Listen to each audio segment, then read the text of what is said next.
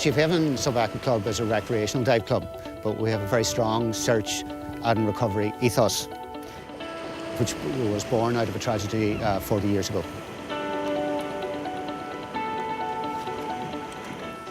We are affiliated to the Irish Underwater Council, which is an organisation of 80 recreational clubs around the country.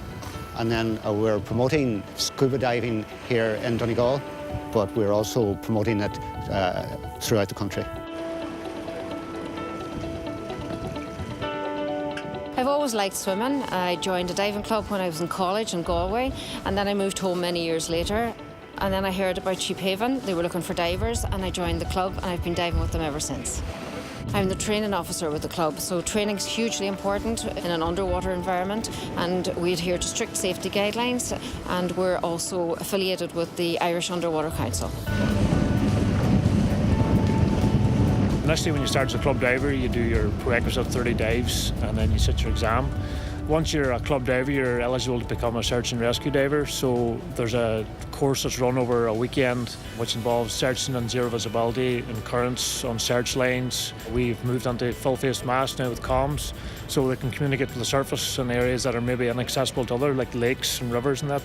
So yeah, it's pretty active, and we have to do a mandatory 2-day searching per year with a training officer. In the event of a waterborne tragedy, the club is called out, tasked by the Coast Guard to help in the recovery or whatever the case may be at the time.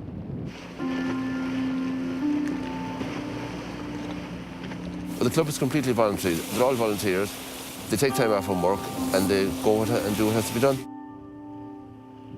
When you get a call out, it can be profound. You never know what the situation is that you might find yourself going to. We were tasked with the Coast Guard and the Gardaí to come down for Rescue 116 down in Blacksod Bay. We had a team was sent down for 2 days, 2 dives per day. Luckily the water was exceptionally calm, very clear visibility, but unfortunately we didn't have any results. We have two 6-metre ribs with 90 horsepower engines, capable of doing 30 knots an hour. Well, lottery funding was vital to us because these boats cost up to 40,000 each. So without lottery funding, we wouldn't be able to afford it. These boats would not be in the water.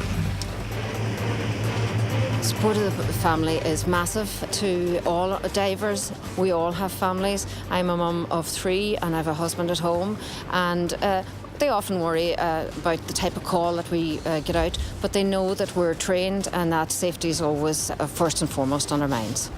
The future's very bright. We're on our 40th anniversary now, so we're having a big celebration this year. So no, the club's up and coming. We have a very healthy membership, so hopefully long may it last.